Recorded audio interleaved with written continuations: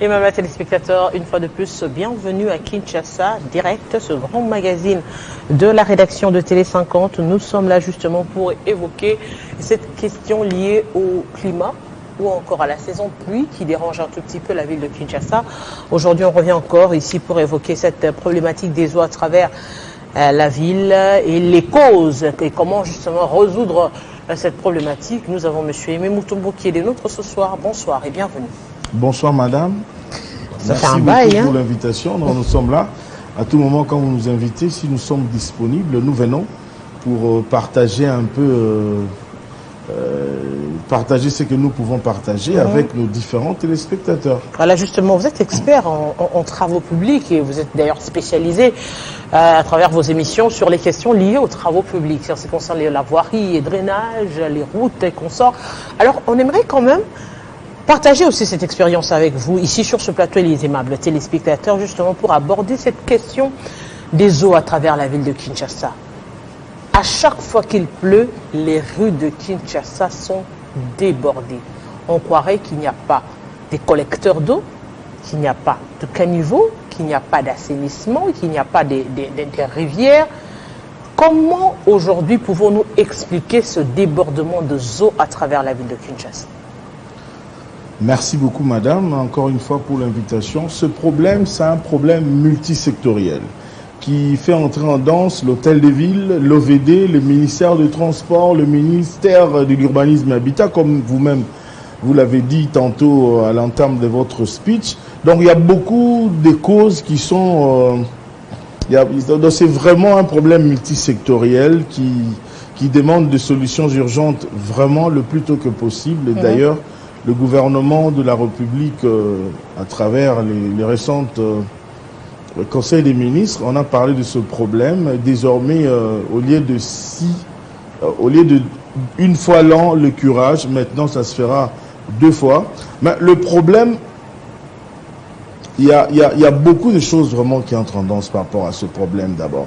Premièrement, c'est l'incivisme des populations qui jettent des histoires dans les caniveaux, par-ci par-là, dans des rivières, mais aussi il y a les constructions anarchiques qui devront être détruites. Nous devons passer à la phase de la punition sévère pour démolir des constructions anarchiques. Vous savez, je vais vous dire une chose, madame. Vous voyez les grandes artères de la ville de Kinshasa, là où nous circulons. En dessous, il y a des collecteurs. Toutes les rivières de la ville de Kinshasa se déversent vers le fleuve Congo. Vous voyez ? Et il y a d'autres rivières qui peuvent se déverser à une autre rivière, mais la finalité et le terminal, c'est le fleuve Congo. Aujourd'hui, il y a un problème d'ensablement au niveau du fleuve qui demande un dragage. Le fleuve est au-dessus et les rivières sont en bas. Alors, c'est comme ça, chaque fois, quand il y a de fortes pluies, il y a des opérations retour. Le fleuve refoule l'eau. Oui, le fleuve refoule, mais entre-temps, il y a aussi des inciviques qui ont construit, qui ont bouché des collecteurs. Il y a des collecteurs qui traversent les grands artères. Donnez-nous bouchés aujourd'hui. Alors, c'est pourquoi on dit par exemple vous allez me faire perdre les fils d'idées, madame. Je vous laisse terminer. Alors, vous voyez ces collecteurs-là, c'est comme ça, on doit entrer. Alors, pour démolir, il faudrait beaucoup de démarches autour, l'hôtel de ville, l'urbanisme, habitat et tout ça. Il y a des inciviques qui ont construit des immeubles. La baie d'Engalema, aujourd'hui, est très sablonnée. Il y a beaucoup de problèmes. Mais le gouvernement de la République est en train d'y travailler pour trouver des solutions. Dans les jours à venir, on va voir des démolitions, parce qu'il ne faudrait pas dire que l'État est mauvais. Il faudrait que chacun de nous joue sa partition. C'est un orchestre, il y a un guitariste, il y a un drummer, il y a un chanteur. C'est ça.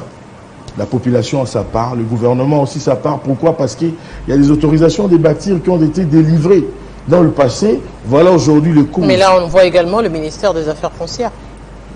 Oui, mais c'est comme ça qu'on dit que c'est un problème multisectoriel. Parce que vous entendrez toutes ces personnes-là dire qu'ils ont acquis ces terrains légalement. Avoir l'acquisition d'un terrain légalement, ce n'est pas un problème. Mais aussi, il faudrait voir que dans quelles conditions vous devez construire. Quand vous bouchez un collecteur, quand vous fermez un caniveau, quand vous jetez des immondices dans des caniveaux, qu'est-ce que vous voulez? Que demain, quand il va pleuvoir, que cette eau aille. Parce que les caniveaux déversent dans des collecteurs et les collecteurs dans les rivières. Alors maintenant, quand on ferme tous ces passages d'eau. Vous voyez le problème et les résultats aujourd'hui qui se posent. Donc désormais... Est-ce que vous êtes sûr que, parlons seulement des destructions, est-ce que vous êtes sûr qu'aujourd'hui, la manière dont la ville a été construite, oui. Ces nouvelles bâtisses vont réellement être détruites, ou bien les victimes, ce seront les populations les plus pauvres? Parce qu'on en sait quelque chose. Il y a des gens qui ont construit sur des collecteurs, vous l'avez dit. Oui. Je prendrai l'exemple à Kinkole, le cas de la route qui était cassée, tout simplement parce qu'il y a quelqu'un qui a voulu, qui a construit, qui a voulu faire une station-service en bouchant le collecteur d'eau. Ils sont nombreux, ces genres de personnes. Et c'est ici, pour moi, l'occasion, madame, de profiter pour dire que la loi est dure, c'est la loi. Nous ne devons pas avoir deux poids, deux mesures. Tous citoyens congolais ont le même droit. La Constitution le dit. Vous avez le même droit que moi à la justice, pareil. Donc, même le caméraman qui est derrière nous, qui est en train de nous filmer. Alors, si on ne va pas à cette punition sévère que j'insiste, nous resterons toujours dans ce problème parce que vous voyez aujourd'hui il y a des dégâts. Il suffit d'une petite pluie. Alors quand les eaux partent, alors le fleuve refoule. Le fleuve refoule. C'est bien, je salue l'initiative du gouvernement pour désormais commencer à faire le curage 2 fois l'an, c'est-à-dire en 6 mois une fois, mais ça se faisait 1 fois l'an. Vous voyez? Alors maintenant, avec ça... Est-ce que c'est suffisant? Parce que si on regarde bien les images, il ne s'agit pas seulement de curage.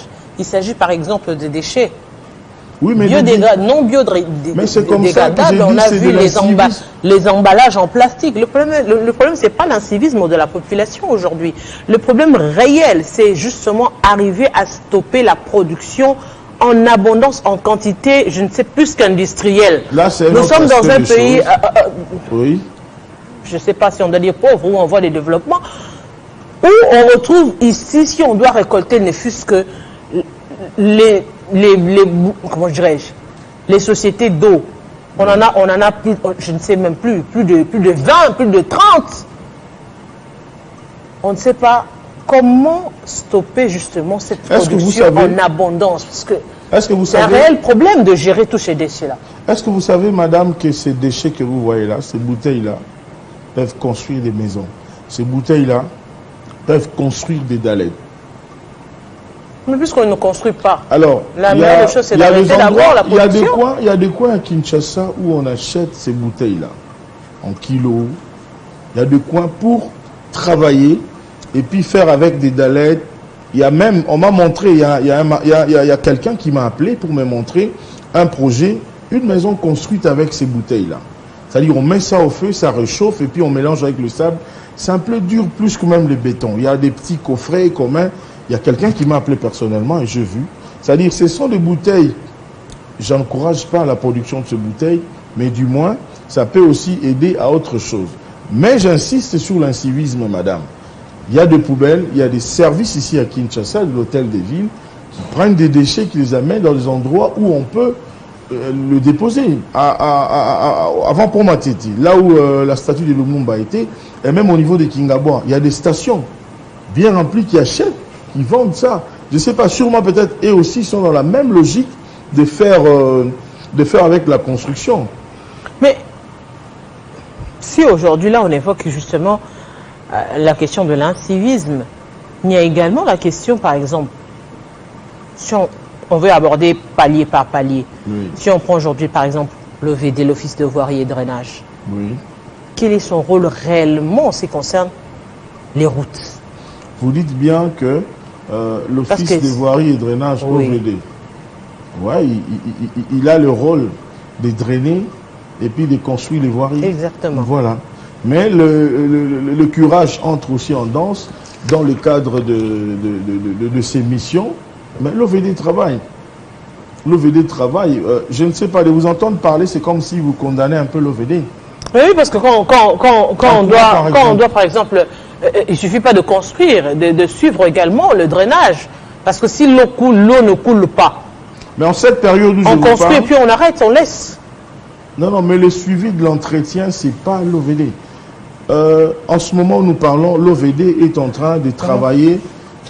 Les agents sont déployés ça et là. Les gens qui circulent à Kinshasa sont en train de le constater avec l'opération de curage des caniveaux. le curage des rivières. Par exemple, vous voyez aux côtés de aux côtés des Complaces, vers Limité. Oui, Complaces, Oui, Limité. oui. Alors, cette rivière a été curée.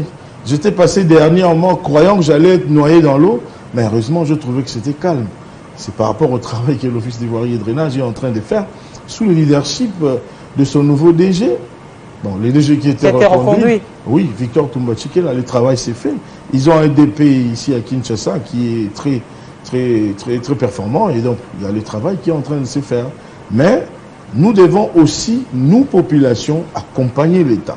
Parce que quand on fait des curages comme ça, et demain vous voyez les gens, et même les pousse-poussières venir faire de cette rivière un dépotoir. Mais quand il y a les maisons le long des rivières, et d'ailleurs, le long des rivières, vous savez que les maisons le long des rivières, Madame, les poubelles c'est la rivière, les toilettes c'est la rivière, la douche c'est...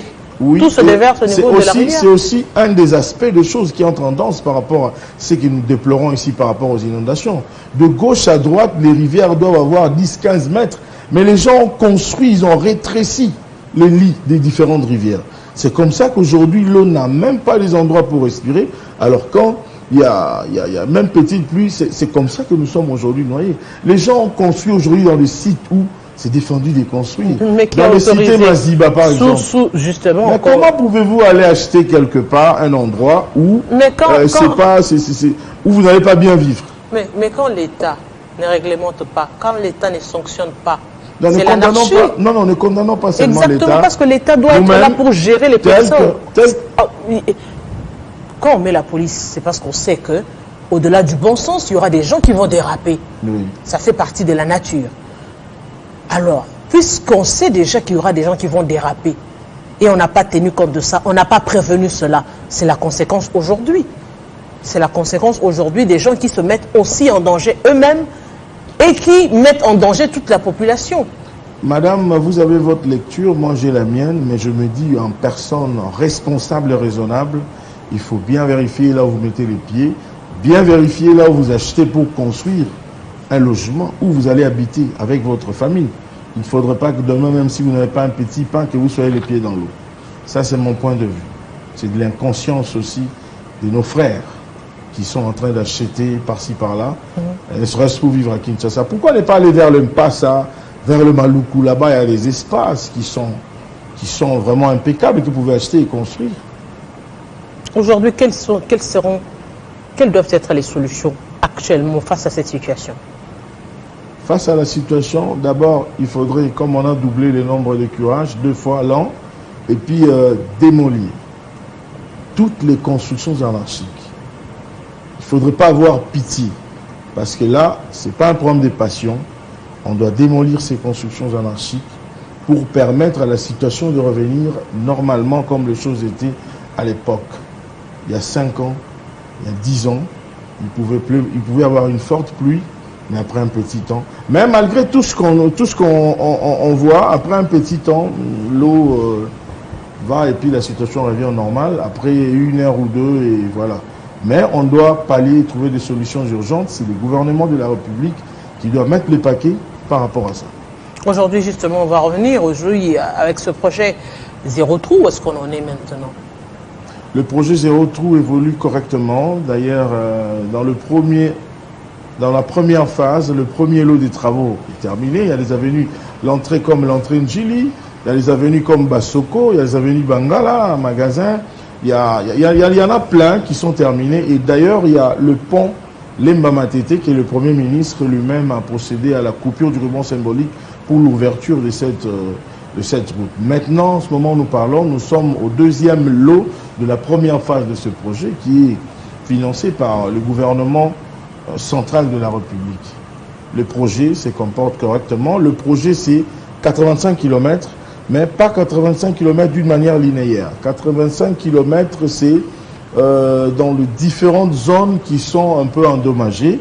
Et je tiens à signaler que ces 80 km qui sont financés par les gouvernements de la République, ce n'est que 12% sur le 100 des trous de la ville de Kinshasa. Alors ils sont en train de travailler d'abord sur ces 12%, et après on va évoluer jusqu'à... Parce qu'il y a des gens qui se posent des questions, mais Kinshasa, zéro trou, oui. On va... L'avenue Victoire, par exemple, c'est aussi dans le cadre des zéro trous. Il y a Capella. Gambela aussi? que j'ai vu également qu'on a... Je pense. En fait, il y a beaucoup de coins, mais ce n'est pas 85 km, j'insiste, d'une manière linéaire. Ce sont des zones bien répertoriées, bien sélectionnées par rapport à ça. Le travail est en train de se faire ici à Kinshasa. Nous voyons également au niveau de l'hôtel des villes, il y a avec la société Safrimex qui exécute beaucoup de travaux.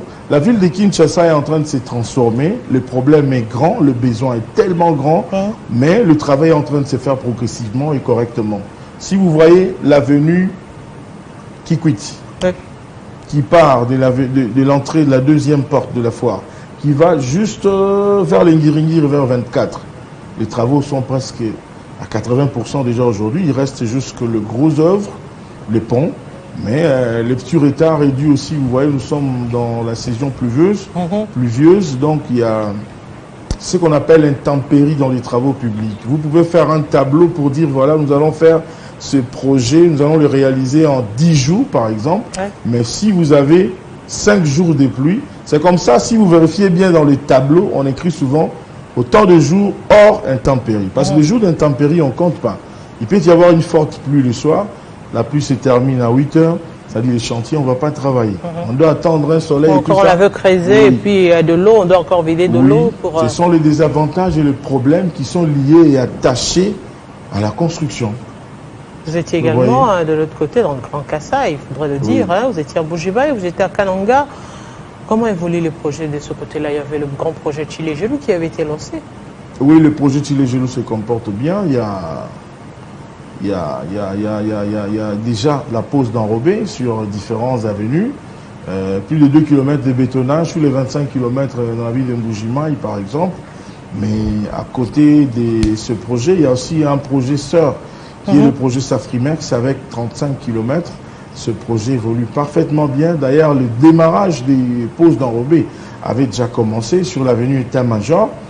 Il y a beaucoup des engins et des personnels de la société Safrimex qui sont vraiment mobilisés, qui travaillent d'arrache-pied pour donner des routes, des qualités à la population de ce coin de la République. Et même du côté des Kananga, là-bas, il est prévu 42 km.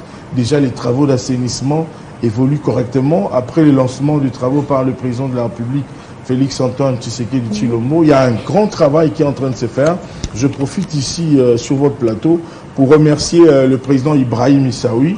Ce monsieur a une bonne volonté et avec sa structure Safrimex, ils sont en train de faire un grand travail de titan sous la supervision et la coordination de l'Office des voiries et drainage. Ça, c'est de ce côté. Mais à Kinshasa, il y a Birmanie, Ngiringiri, à Sosa, où les travaux des caniveaux sont suffisamment avancés déjà à plus de 450 mètres de part et d'autre, parce que vous savez, on commence toujours par les travaux d'assainissement avec les caniveaux. Donc dans les jours à venir, d'ici la fin du premier trimestre de l'année prochaine, 2023, on aura beaucoup des images à présenter, beaucoup de réalisations, et toutes ces réalisations entrent en danse par rapport sur le leadership du président de la République. Vous savez, je vais vous étonner, Madame Arlette, j'ai mené mes investigations depuis que le Congo existe, depuis le président Kasavubu jusqu'à nos jours. Il n'y a aucun président qui a lancé autant de chantiers, non seulement à Kinshasa, mais dans tout le Congo, et le président qui a inauguré beaucoup de projets lancés, et il y en a encore d'autres qui va inaugurer d'ici le premier trimestre. Donc, c'est Félix Tshisekedi. Le problème, c'est une inauguration ou l'aboutissement? Non, je souligne bien. J'ai dit, il n'y a aucun président, depuis Kasavubu jusqu'à nos jours, qui a lancé autant de chantiers et qui a inauguré beaucoup. Et il y a d'autres qui restent et qui seront inaugurés incessamment dans les jours à venir. En termes de voirie, à Tabatongaka, je vous dis, malgré la guerre, nous avons un problème, une guerre injuste, mais il y a un travail de titan qui est en train de se faire. La ville de Kinshasa, avec à sa tête le gouverneur Gentilly Ngobila, il y a beaucoup de choses. Vous imaginez quelque chose comme le pont Bongolo. Je suis en train de mener des investigations après les pluies pour voir. Le pont Bongolo a été élevé en hauteur. Il y avait une forte pluie et j'ai fait un tour là. J'étais surpris de voir qu'il n'y avait rien. Les gens pouvaient passer, même pas une goutte d'eau. Vous voyez? C'est-à-dire c'est un travail qu'on doit saluer. On doit saluer, encourager ceux qui sont en train de faire. Si nous allons du côté de l'OVD, vous allez voir que des projets Chile-Gelou, des projets ABC, le projet moderne construction, le projet zéro trou à Kinshasa. Vraiment, il y a de l'impact. Les routes secondaires sont en train d'être traitées aujourd'hui. Si nous prenons Elenguesa, c'est l'hôtel des villes avec Gentilini Ngobila. Si nous prenons, il y a beaucoup d'avenues ici dans le cas de avec Kanlouka. Avec Kanlouka. Oui, les projets sont en train d'évoluer. Les projets évoluent. Il y a plus d'un mois que je suis pas passé par là. Mais je compte la semaine prochaine faire un tour là-bas, dans le cadre de nos missions d'investigation pour voir. Mais je vous dis que le témoignage est bon. C'est pas seulement au niveau des routes, hein. Il y a même au niveau de l'électricité, à Kanlouka, il y a au niveau même de l'eau potable. Il y a beaucoup de réalisations qui sont en train de se faire dans ce coin de la République. Et d'ailleurs, ici, il y a aussi des gens qui aident le gouvernement de la République. Nous avons besoin aussi, en dehors de ce que le gouvernement est en train de faire, qui est aussi des citoyens congolais, que Dieu a bénis, des citoyens congolais qui ont des moyens, qui font des réalisations. Je vois à Mwanda, j'ai fait un constat, il y a un citoyen congolais que Dieu a béni, Robert Nyondo, pour ne pas le citer, qui a fait des travaux de lutte anti-érosive de Liboulou à Kisimbi, à Mwanda. Et récemment, j'ai vu, il a fait il a fait la pose des lampadaires pour l'éclairage public dans un terrain où il y avait de l'insécurité totale, on tuait les gens, on arnaquait les gens. Donc, c'est quelque chose de bien à saluer que c'est M. Robert Nyondo est en train de faire. Mais est-ce que le problème, ce n'est pas que l'État, très souvent, interdit aux particuliers de s'engager dans ce secteur-là? Très souvent, il dit, si vous avez envie de faire, par exemple, de réparer la chaussée, venez chez moi, déposez chez moi, et moi, je vais réaliser. C'est ce que les individus ne veulent pas. Oui, il y a toujours des négociations. Non, comment il était avec... Quand il est parti inspecter les travaux de lutte anti-érosive à Mwanda, par exemple. Il était avec le président de l'Assemblée provinciale. C'est pas l'État. Il représente l'État. C'est l'institution provinciale. En fait, il y a toujours des mécanismes à faire. Et par là, je tiens à encourager aussi d'autres personnes qui ont des moyens. Parce que nous ne devons pas attendre tout seulement de l'État. Mais les gens que Dieu a bénis, par exemple, ils peuvent aussi entrer en danse pour accompagner les actions du chef de l'État. Vous savez, le chef de l'État, c'est comme un doigt. Alors, il doit avoir aussi les autres personnes pour appuyer, venir en danse, appuyer ce qu'il est en train de faire. Vous voyez, madame? Exactement. Monsieur Mutombo, je vous dis merci. Oui. Un dernier mot? Pour terminer, madame, j'aimerais dire à tous les Congolais, de toute tendance, que nous puissions mettre nos problèmes dans le tiroir. Nous nous mobilisons pour défendre la nation. C'est-à-dire, Bendele Kouéate, défendons la nation, suivons l'appel à la mobilisation que le chef de l'État a fait, soyons tous unis comme un seul homme derrière le commandant suprême, Félix Antoine Tshisekedi Tshilombo, pour bouter l'ennemi dehors. Encore merci à vous. Je vous remercie, madame. Merci. Eh bien, nous allons évidemment prendre cette deuxième thématique, justement pour parler dialogue, l'approche de la CONACAT, l'agression et le soutien. Le parti, regroupement AFDCA, l'organisation du parti, les perspectives, justement, et évoquer aussi la question de l'Union sacrée. Et nous allons en parler avec M. Nathan Moussonda, qui est président national de la Conscience nationale congolaise pour l'action et le travail, CONACAT en sigle.